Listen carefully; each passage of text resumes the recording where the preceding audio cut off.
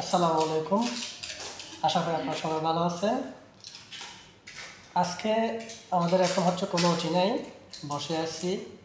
তো ভাবলাম আমাদের যে স্টকে যে মেডিসিনগুলো আছে ওটিতে অপারেশন থিয়েটারে আমরা স্টকে যে মেডিসিনগুলো রাখি, আমরা প্রতি 1 মাস অথবা 2 মাস অন্তর অন্তর স্টকের সবগুলো মেডিসিন হচ্ছে আমরা এক্সপায়ার ডেট চেক করে দেখি যে মেয়াদ উত্তীর্ণ কোনো ওষুধ আমাদের স্টকে আছে কি না।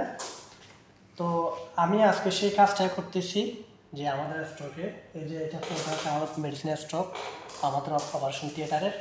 আমি এখানে এগুলো চেক করে দেখতেছি যে এখানে এক্সপায়ার ডেট চলে গেছে এমন কোনো মেডিসিন আমাদের এখানে হয়ে গেছে কি না, এগুলো আমি চেক করে দেখতেছি যাতে কোনো এক্সপায়ার ডেট চলে গেছে এমন মেডিসিন যাতে আমাদের পেশেন্টকে দেওয়া না যায়, ভুলের জন্য আমরা পেশেন্টদেরকে ওই মেডিসিন ইউজ না করি।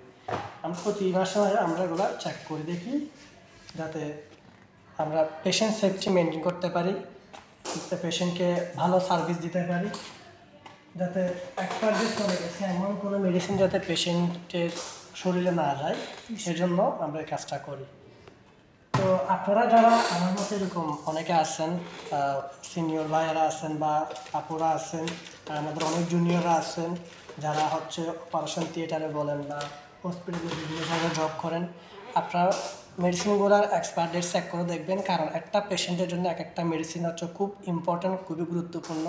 যদি এক্সপায়ার ডেট চলে গেছে এমন কোনো মেডিসিন পেশেন্টকে দিয়ে ফেলেন ভুলক্রমে, তাহলে সেটা পেশেন্টের জন্য অনেক ক্ষতিকর, সেটা পরবর্তীতে পেশেন্টের অনেক বড় ক্ষতি হতে পারে।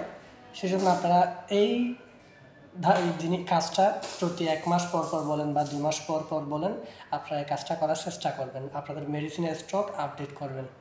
থ্যাংক ইউ, ধন্যবাদ সবাইকে। সবাই ভালো থাকবেন, সুস্থ থাকবেন। পরবর্তী ভিডিওর জন্য আমার চ্যানেলটা সাবস্ক্রাইব করে রাখবেন।